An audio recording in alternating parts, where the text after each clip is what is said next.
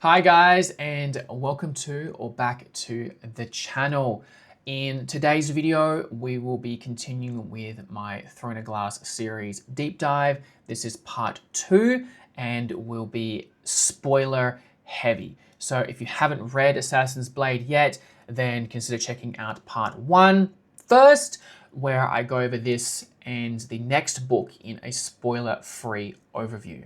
In today's video, however, I will be going over the major elements of the book, all the moments, key chapters, characters that I felt really worked for me and the few that didn't. Understand, I won't be covering everything in the book, nor in every book I cover.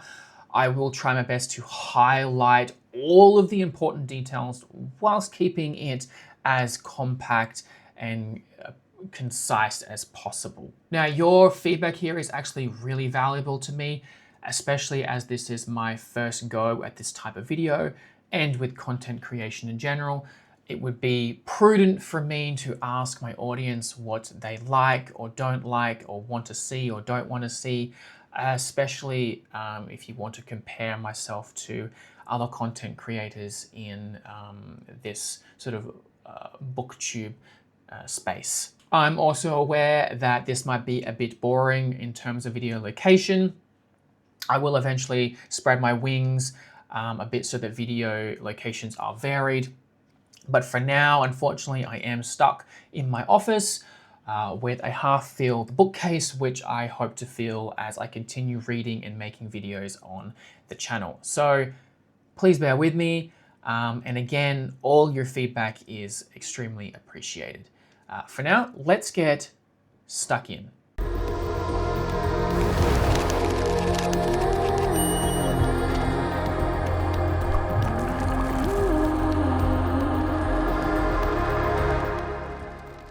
So Assassin's Blade, my first impressions going in, I knew pretty much nothing. Just that there was assassins involved, which, well, let's be honest, the title kind of makes that pretty clear. I didn't even realize that it was a prequel until after I finished reading and started researching for this video.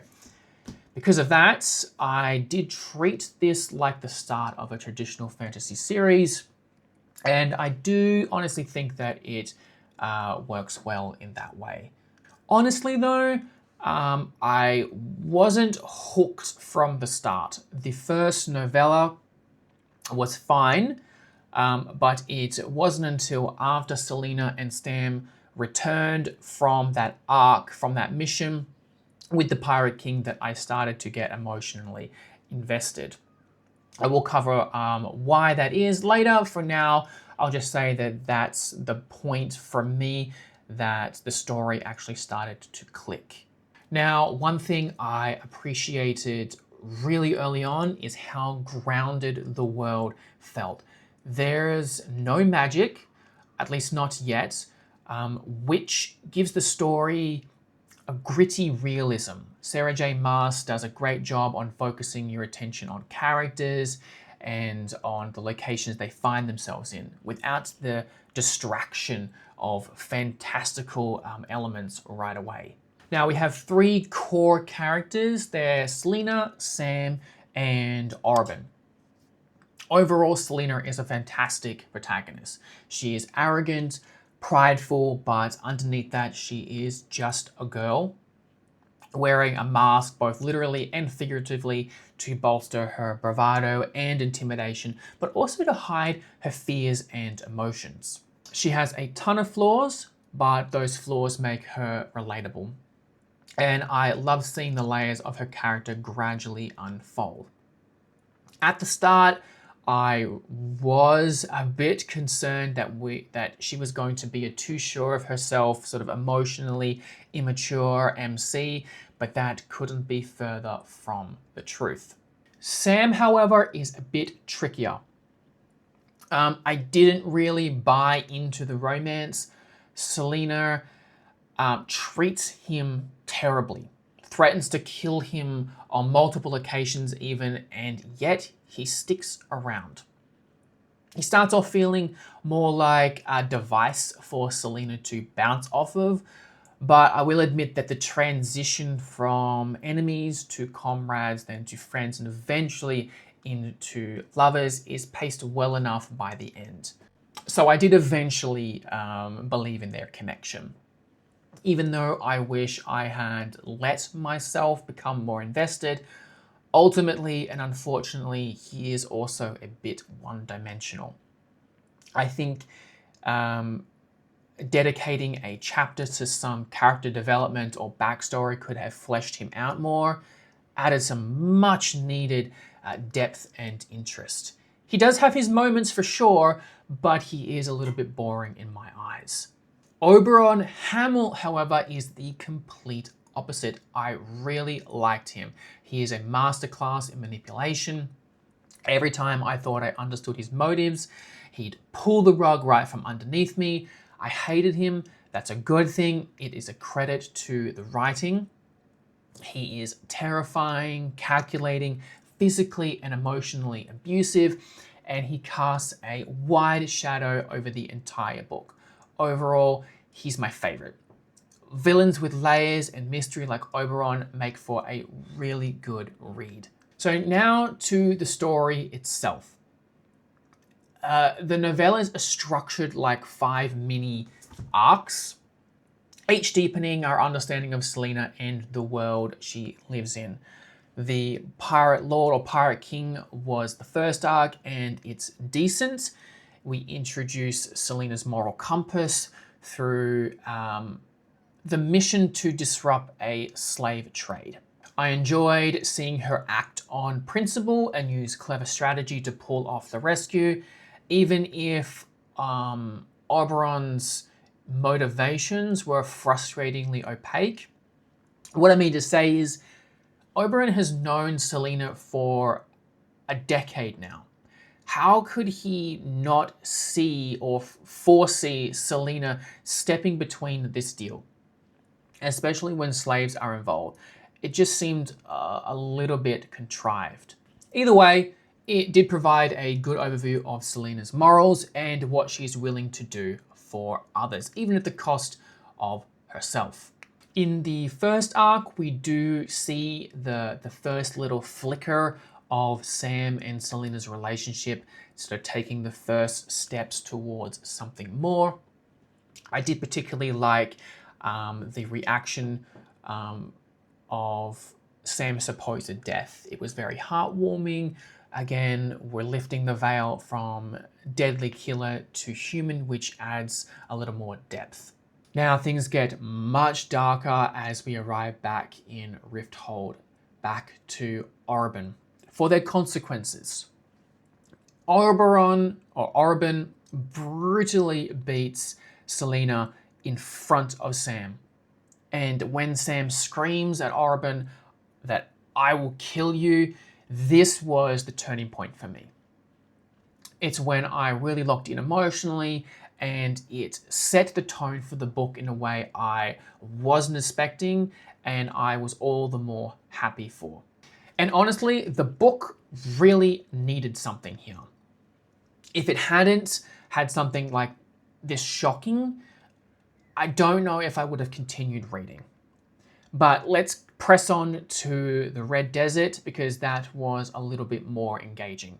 The Mute Master quickly became a standout character for me. His quiet, reserved strength and respectful atmosphere of his guild was a much welcome contrast to Arobynn's toxic control. Unfortunately, Ansel's betrayal was regrettably predictable, though still effective in driving the point home that trust can be dangerous. The training elements with the Master were also really good. Him not speaking added a unique layer of communication that was quite cool. The physical training elements were a little shallow, but the spiritual or sort of inner training or journey that Celaena goes on felt far more in line with the Mute Master's persona. Like if Book Dumbledore was an assassin. Now, like I said before, the betrayal was foreseen by me well before Celaena figured it out, but it did provide another moment for her to put others before herself, even allowing Ansel a chance to flee instead of killing her outright. Which I'm honestly on the fence about, but the Mute Master thought it was the right thing to do, so who am I to judge? With Celaena gaining approval to come back to Riftfold, to come back to the guild and Arobynn, we see some really good character growth. Celaena starts opening up to Sam, her walls begin to crumble, their relationship finally feels much more earned.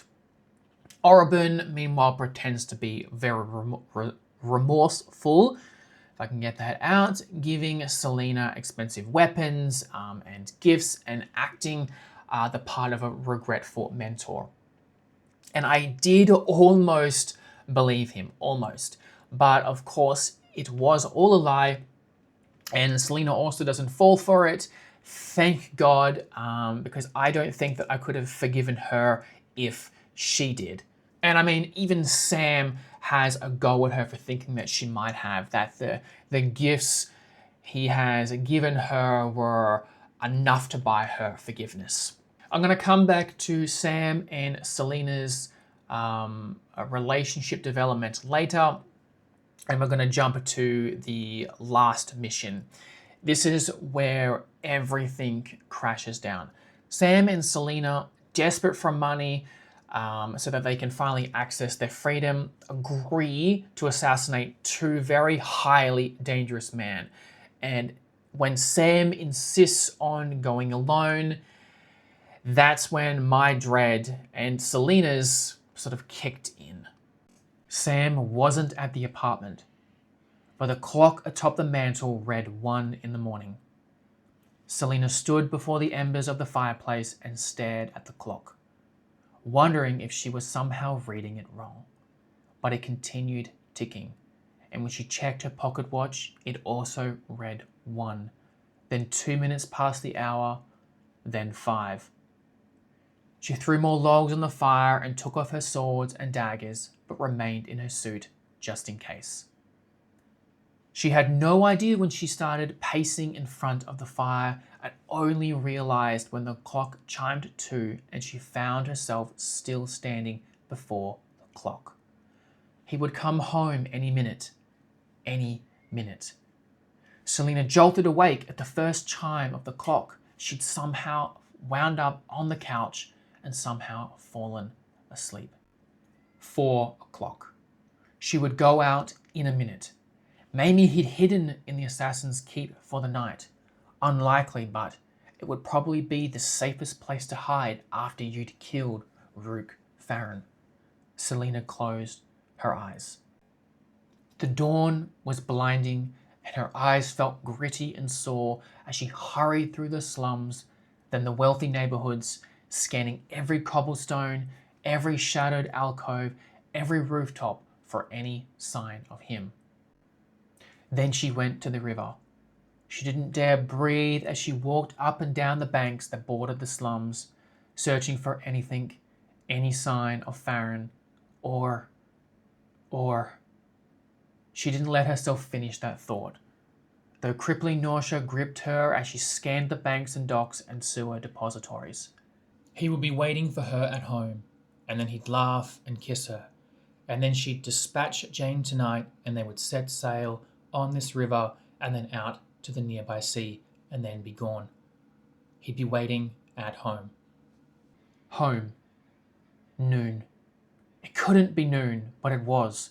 Her pocket watch was properly wound and hadn't once failed her in the years she'd had it. Each of her steps up the stairs to her apartment was heavy and light, heavy and light. The sensations shifting with each heartbeat. She'd stopped by the apartment only long enough to see if he'd returned. A roaring silence hovered around her, a cresting wave that she'd been trying to outrun for hours. She knew that the moment the silence finally hit her, everything would change. She found herself atop the landing, staring at the door. It had been unlocked and left slightly ajar. A strangled sort of noise broke out of her and she ran the last few steps, barely noticing as she threw open the door and burst into the apartment. She was going to scream at him and kiss him and scream at him some more, a lot more. How dare he make her? Arobynn Hamel was sitting on her couch. Celaena halted. The king of the assassins slowly got to his feet. She saw the expression in his eyes and knew what he was going to say long before he opened up his mouth and whispered, "I'm sorry." The silence struck. And Sam had been killed. Then comes the final twist. It was all orchestrated by Arobynn.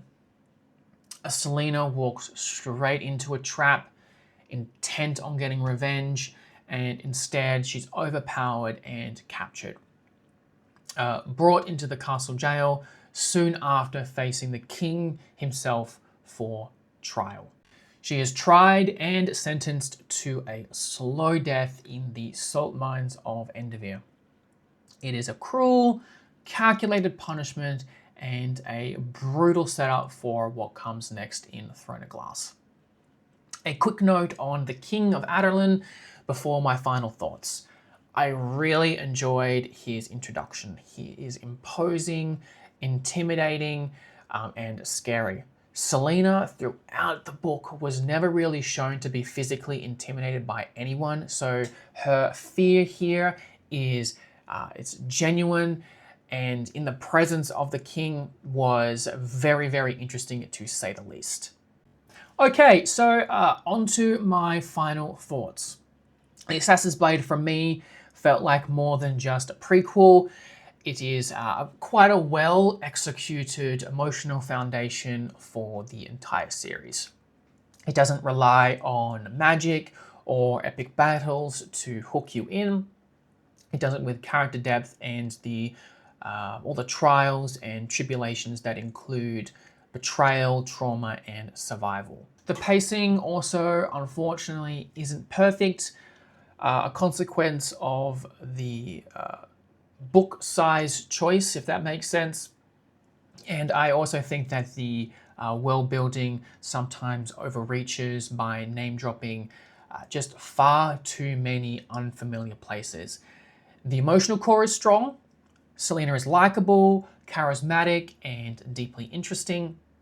I know I probably glossed over a few things that you might have otherwise liked me to touch upon, but let's be honest, this video is probably, well, it is pretty lengthy, and giving my thoughts on everything would be a little much.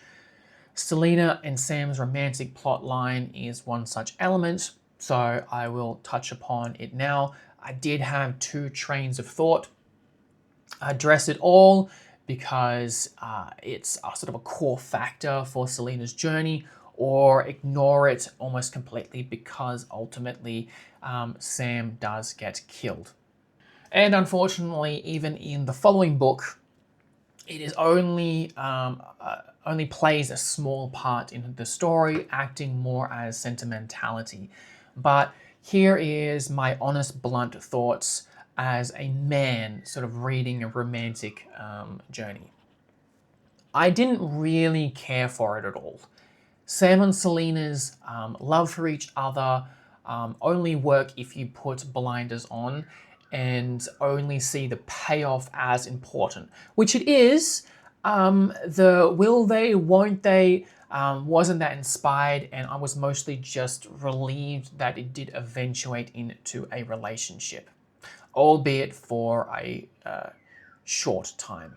What I like and what I think is good and important is how Sam's death will impact Celaena's journey going forward.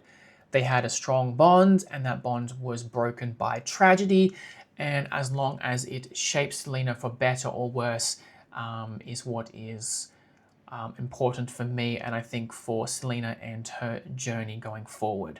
But that is it for today's video. You guys let me know what you think of the video as a whole down below. I'm open to all feedback. What parts did you like or dislike? Did you want me to talk more or less on something? Anything and everything at all. I'm really interested in your impression. I want to learn and provide the best content I can for whatever audience I acquire.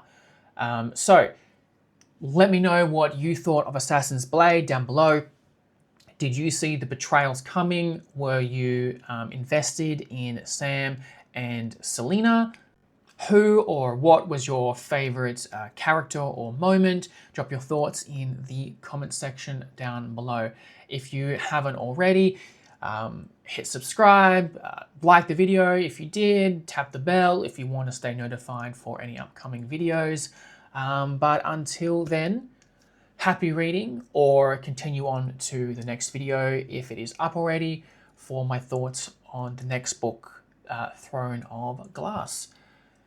Bye for now.